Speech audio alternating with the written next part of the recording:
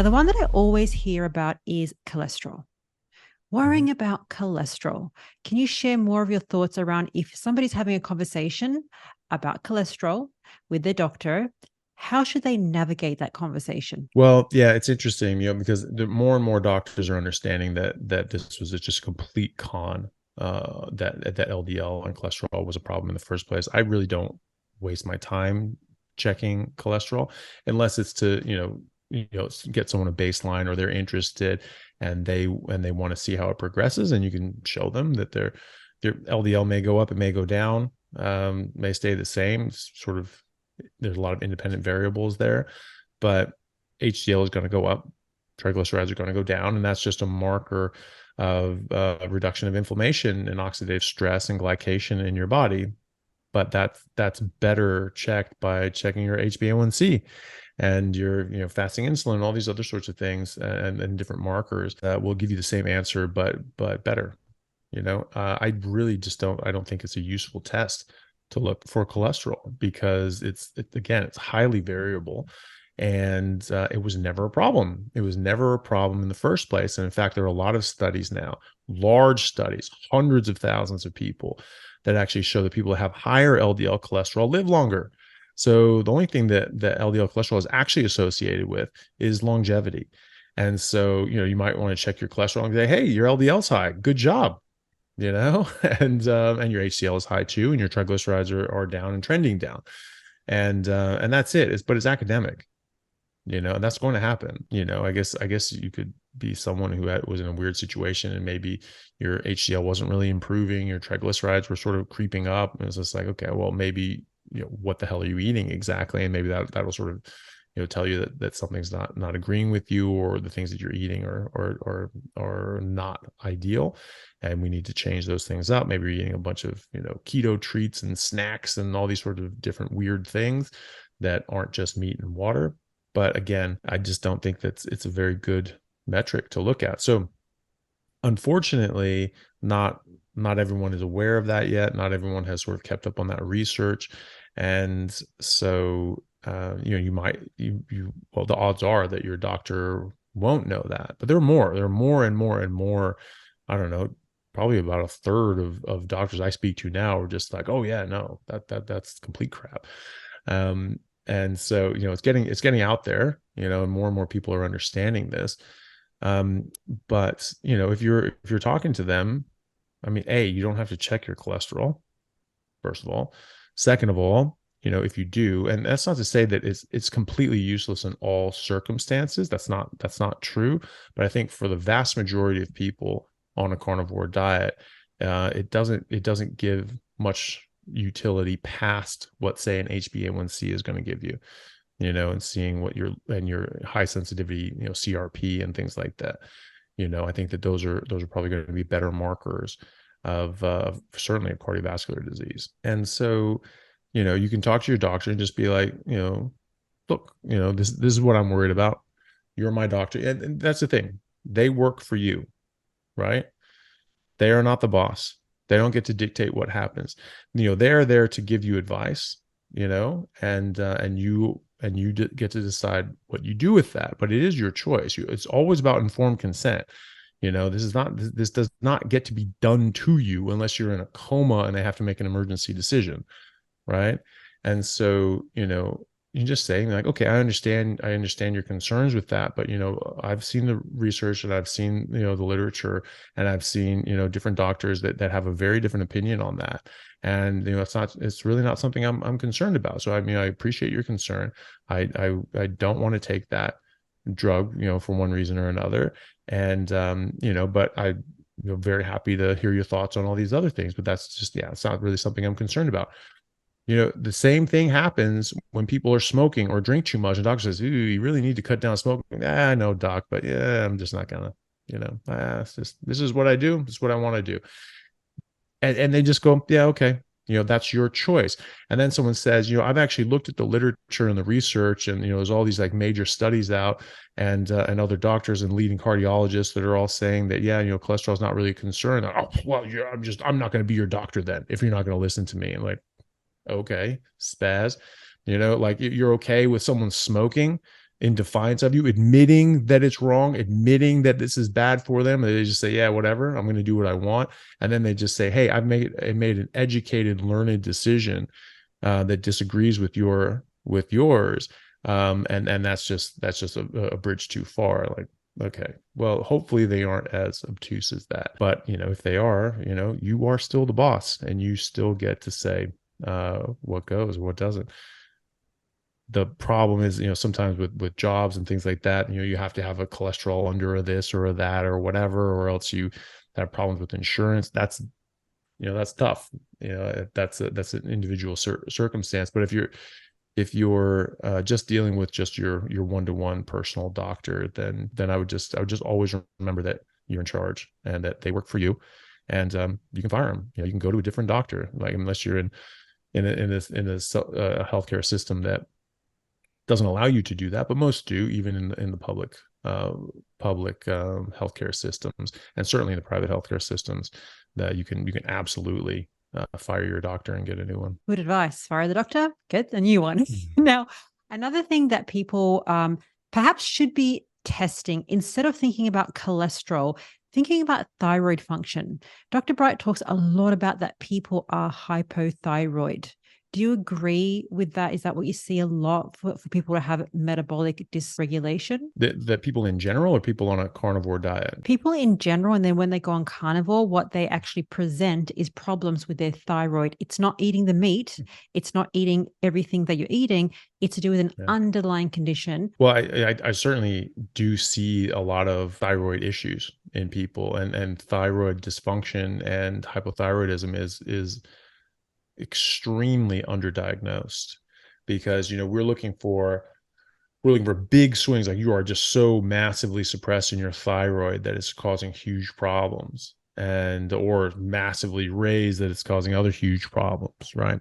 There's no nuance, there's no sort of gray area. It's not someone who is starting to present and getting worse and worse thyroid issues, and the problem there is really reference ranges. So people will look at reference ranges. They don't actually look up and understand and document what the reference ranges for optimal health are, right? Well, someone a man or a woman in their mid-20s who has no medical conditions, what does their thyroid look like?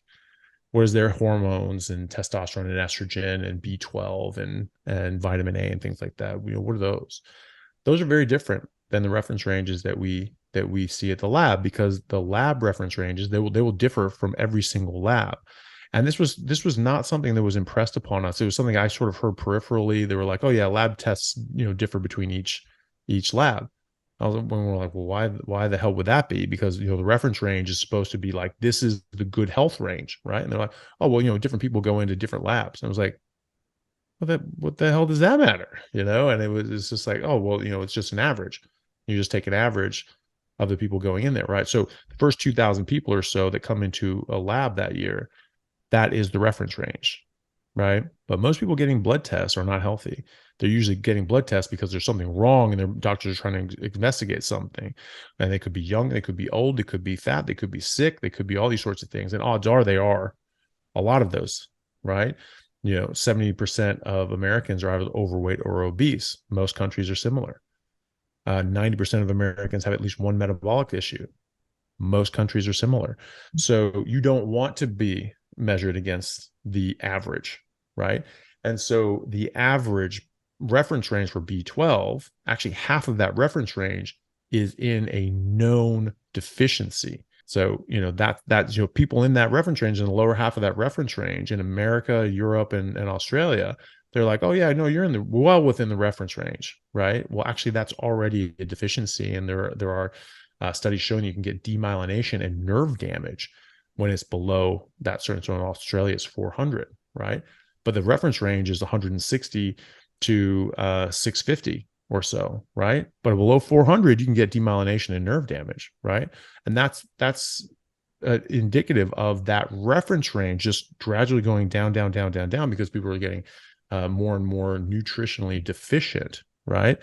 And so the same thing goes with thyroid, right? And so you have your thyroid function, and it can, reference range is TSH can go up to 4.5 or something like that. Anything above 2 doubles your risk of thyroid cancer. So that's not a good range. That's not a range that you want to be in. But that's the range that we see in the community, right? So of course things are going to get less and less underdiagnosed. The more sick people get, the more nutritionally deficient they get, the more thyroid issues that they get, the more hormonal issues that they get, the worse those reference ranges are going to slip down, and the less people are going to be diagnosed. And so you have people that fall well within these reference ranges, and they feel miserable, and they don't feel good, and they're saying, "Hey, I don't feel good. Something's wrong." Like, well, I mean, everything's normal. It's like, no, it damn well isn't. And so, unfortunately, doctors don't really know that. Most doctors don't. I absolutely see a ton of people that have, borderline thyroid issues. I do see them improve on a carnivore diet. It can take months. A lot of people have Hashimoto's, which is an autoimmune issue, Hashimoto's thyroiditis. And so, we at the medical center I'm at, because we use more accurate reference ranges, we use reference ranges that actually indicate health as opposed to the average unhealthy person. We catch way more of these things. So we're looking at that and go, say, yeah, it's sort of at the upper limit of your TSH, and these things are sort of at the lower limit of your, T3 and T4, something, whatever. And for us, it's just like, they're way out of bounds, right? So there's something going on there. We check their antibodies, and what do you know? They have all these Hashimoto's antibodies, and their normal doctor would never have checked for that, because to them, their thyroid was perfectly normal. So yeah, I think that is something that's largely far underdiagnosed, and is something that people should be more aware of. Carnivore diet helps that. You do see people getting better, and we see their thyroid antibodies going down. So there's saying that it's not only that their function is getting better, like they're objectively, their antibodies are getting less and less and less, and then they finally go away. They can take a while. Hashimoto's, for some reason, takes a long time for those antibodies to clear, and people really do need to be strict. I think it's easier to be a bit more loose with it on something like Hashimoto's, because it is a bit longer. And if you sort of slip up, there's not like that clear bang. Like if you have Crohn's and you slip up, and all of a sudden you have 20 episodes of bloody diarrhea, I'm like, okay, I'm not doing that again. So it's a bit easier for your body, keeps you in check a bit better than that. But when people stay, very strict and just, red meat and water, they do very, very well. The next one is supplements. I hear this a lot. So the one thing that people want to hear about is probiotics. They want to know, how does your microbiome recover or get better on a carnivore lifestyle? And do they need things like kefir, sauerkraut to add in to a carnivore diet to help with their microbiome? Long term, no, I don't think so. If you're sort of just getting started, or if you just had antibiotics or something like that, having some of these ferments is, might help, seed the way. But long term, I don't think you necessarily need to do that. There have been studies looking at the microbiome of indigenous populations like the Inuit, who don't really eat ferments. Maybe some of their fish go bad or something like that, and they have some like rotten fish heads and things like that, which is something that some people do. By and large, they're just eating seal meat and things like that. And their microbiome is beautiful. It's very diverse. It has all these different microbes that are always associated with better health. And this is like, wow, this is really good microbiome. So your microbiome is dictated by what you're eating. And if you're eating what you're supposed to be eating, then you're going to cultivate the microbiome that you are supposed to have. And same with the oral biome. This is why people, that are on carnivore, they don't really get cavities. They don't get tartar. They don't get, like staining and things like that. They have much wider teeth. Some people said in 3 weeks, they're like, wow, my teeth are just already getting wider. I'm like, all right, that's pretty fast. But, we do know from the fossil record that people before the agricultural revolution, had big, wide jaws, fully formed jaws. Wisdom teeth were all erupted, and beautifully, they're straight, pristine teeth, just like every other animal in the wild, right? You don't see, giraffes and lions with crooked, funky teeth, because that's not genetic. It's nutritional. It's a nutritional deficiency that causes that, and a developmental issue that causes that. And there's other things to do with, eating the right thing and eat soft food and sucking on your thumb, and all these different things can affect the way your palate, hard palate and teeth form. And breathing through your nose as opposed to breathing through your mouth, makes a lot of difference. So there are a lot of things, but crooked teeth and things like that is largely to do with malnutrition. So before the agricultural revolution, people really weren't getting cavities. They weren't losing teeth. They all had straight, nice teeth. Directly after the agricultural revolution, tons of cavities, missing teeth, rotting mouths, and crooked teeth, small jaws, and all that sort of stuff. So, that has to do with nutrition, but the cavities has to do with your oral biome. They did not have toothpaste back then. They did not have dentists back then. So, as Dr. Kevin Stock said, he's a dentist and he does carnivore as well. He said that, if you just eat carnivore, you just eat what you're supposed to eat. You don't need dentists.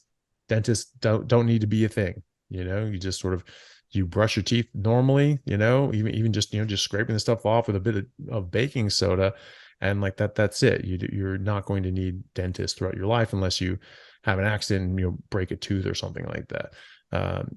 Chewing on something, like a bone or something like that went the wrong way. But your oral biome is going to be optimized. Your microbiome and your colon is going to be optimized as well.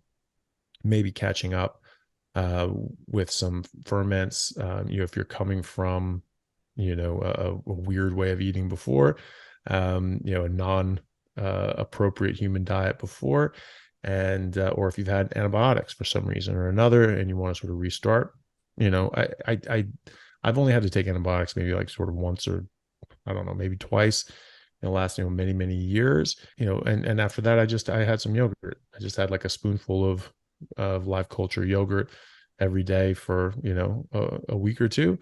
And that was it. I mean, I don't know if I needed to do that, but I did.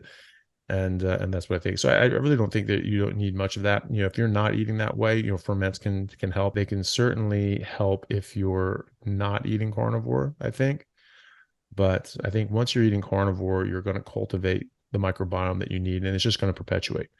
You're just going to perpetuate. You don't need to add more bacteria in. It's already there, and then you're eating the right things that will promote those bacterium. So I don't think it's necessary for most people, especially long term. Okay, the last two is kind of one and the same, which is a lot of people when they start carnivore, they compare themselves to other people. So, for example, somebody might be eating a certain ribeye or a steak and they think, oh, I need to eat the same, or I'm under eating or overeating. Also, on top of that, they also compare themselves in terms of results. So somebody has healed their arthritis in 3 or 4 weeks. Why aren't I? Somebody has lost 50 pounds in a month. Why haven't I? So this idea about comparison as well as expectation, how do you help people handle that on a carnivore lifestyle? Yeah, I think that's a very good point. That's something that can discourage people immensely. They go onto carnivore because they're seeing people have such great results, and they want those results. But people are wired differently, and they have different backgrounds. They've been doing different diets. They've been eating different ways. They have different biochemistries. Their metabolisms are very different. Their insulins are very different. Their leptin and leptin resistance and all these sorts of things are different. Their hormones are different. It's not going to have the exact same results for everyone, but consistently over time, everyone will get the same results, which is you'll optimize your health and you'll optimize your body composition. Now, people are doing this stuff, much later on in their life. They may not be able to get back down to the body they had when they were 16, or the body fat percentage that they had when they were a teenager. However, you are going to significantly improve your health and your body fat and your muscle, and you're going to put on healthy fat or healthy muscle. Might put on healthy fat if you're too skinny. It is taught in medical school and I've heard orthopedic surgeons talk about this, where they say you can only lay down bone up to the age of 25, and then you just start losing it. And so you have to lay down as much bone as possible, because you just start turning into dust after that. And that's actually not the case. I've seen people in middle and late age who go into a carnivore diet and start, a resistance program, and they're actually reversing osteoporosis and osteopenia in very short time. One lady, had her on my podcast. She had been anorexic, vegan, and she was borderline osteoporotic. And in 1 year on a carnivore diet, she had, put on a lot of healthy weight. She was feeling amazing, and she started doing resistance training as well. And she got her tests and her bone density scan, and she had completely gone the other way. So now she was borderline, she was osteopenic, but she was borderline borderline osteoporosis. She was just on that cusp. Now she's back the other way. So now she's borderline not being osteopenic. So, that's a massive, massive improvement in just 1 year. And she's 40, right? Or 39 at the time. And so, that's huge. That's an absolutely huge recovery. So, but takes time. I mean, for her, they took a year, right? And other people are going to find that there's a bit slower as well. So people can focus on that. I think say like, well, I need to lose weight, and these people are losing weight fast, so that's what I want. And they'll, and they may not have the same weight loss that other people have, and they get very discouraged by that. And some people I've spoken to online, and they were like, yeah, or in comments and things like that, and they'll say like, wow, I love the carnivore diet. I really wish it worked for me because I felt so much better. It really helped my autoimmune issues. I came off medications. I lowered my blood pressure medication, sort of stopped having diabetes and all these sorts of things. And I had such great energy, felt really good. But I just wasn't really losing weight. So unfortunately, carnivore diet didn't work for me. And to me, it was like, well, it sounds like it worked amazingly well. And you had all these benefits. So, don't get myopic. Don't just focus on one thing, right? Look at the big picture, right? This is about health first and foremost, right? How are you feeling? How is your health? Are you improving your health in objective measures? Are you coming off medication? Is your blood pressure coming down? Is your blood sugar coming down? Is your HbA1c coming down? Are you not having any autoimmune flare-ups anymore? Are you able to come off your medication because your body is doing so well naturally? That's what you need to focus on. What are your energy levels? How are you sleeping? Those are the things that matter, right? The weight will happen. It takes longer for some people, but it will happen. And even if it never happens, this is about health. And so you need to focus on your health and how you're feeling, and just trust in the process. Just understand that this is, and look into it, look into the data on and the evidence on why this is the optimal diet, why this is the best thing that we can eat, because that's really important to understand. And a lot of people as well, when they stall on the weight loss side of things, you ask them like, what exactly are you eating? They're like, oh, just meat and water. So nothing else. So no coffee, no sweeteners, no this, no that. Oh no, I still drink coffee and I have monk fruit sugar and I have dairy. And I was like, okay, well, look, those things, can cause problems. So the first thing you need to do is you need to get rid of those. You need to get rid of the sweeteners. You need to get rid of the dairy. You need to get rid of the heavy cream. You need to get rid of the coffee. Just eat meat and water and see how you go then. But also, even then, they were already doing so much better. They had come off all their medications and improved things in so many different ways. And now they're going back to eating another way. They're still not losing weight. Now they're back on the medication. Their blood pressure goes up. And so it's like, okay, probably not the best thing to do. So yeah. So, think big picture, think health as opposed to just the one thing that you're concerned about. If you have a health issue and you're worried about that one health issue, fine. But is it getting better? Maybe it's not going away. I mean, I've talked to people that are diabetic, type 2 diabetic, and they're all a battery of different medications and insulin. Well, I shouldn't have to take this anymore. Carnivore cures this. I'm just off of this now. So they stopped taking their medications, and they're asking me like, why is my blood sugar all crazy? And I was like, well, did you mess with your medications? Oh yeah, I just stopped them. Like, well, don't do that. Oh, God. You still need to be, it takes time to heal your body. And some people still will need to take a bit of medication. The diet can't fix everything. Sometimes there's such a thing as damage done. And there are other causes of different diseases as well. Most of them are from eating the wrong thing, but not everything, so you have to keep that in mind. And so, don't just stop medications right away before you're ready and things like that. So, it's about health. Be realistic. This takes time. As one person I spoke to said, there's no shortcuts. You took it, you walk 10 miles into the woods, you're going to have to walk 10 miles out. All right. There's no shortcuts. Like you damaged your body for decades, most people unwittingly. Most people, we've followed exactly what we've been told to eat. We've been eating whole foods, fruits, vegetables, and grains, and lean meat, and try to limit fat and all these sorts of things. Drinking skim milk. I drank skim milk for 35 years, you know, and maybe even more than that. And and that's because you're doing what you're told to do. And people are getting sick as a result of it. People, oh, well, people aren't listening. People aren't doing what they're told. It's like, no, the problem is they are listening. The problem is they are doing what was recommended to them. And that is what is getting them sick. And they're getting more and more sick as we go.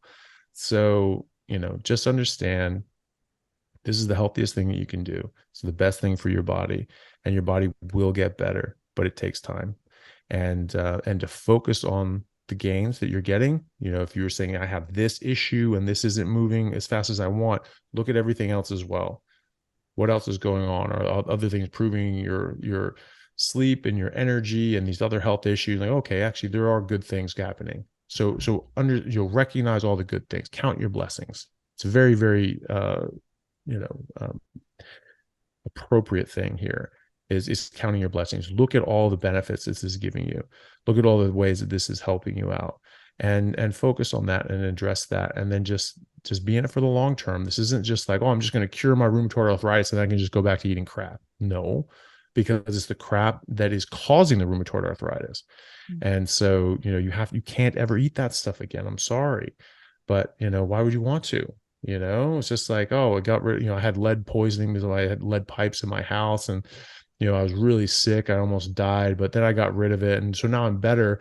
And so when can I go back to drinking lead water? Because it tastes really good. That leaded water is like so good, What a so great when can I go analogy. back to doing that? It's like, no, you just don't do that anymore. That's just not something you do. It's just not something you do, and you just never do that again, unless you want lead poisoning again. Right. And so just, understand that this is the long game. This is something that is a lifestyle. It's a way of eating, and you're just like, I'm not going to eat crap anymore. I'm not going to eat poison anymore. I'm just going to give myself the best nutrients. I'm going to let my body do its thing, and I'm going to be as healthy as I possibly can be for the rest of my life. And if you do that, you will find that you get very, very good results. And over time, over the years, you will get down to what your body is able to get down to, and you'll be as healthy as your body is able to be. And you won't be any healthier doing anything else. Thanks for watching. Subscribe to get the next episode in 2 days.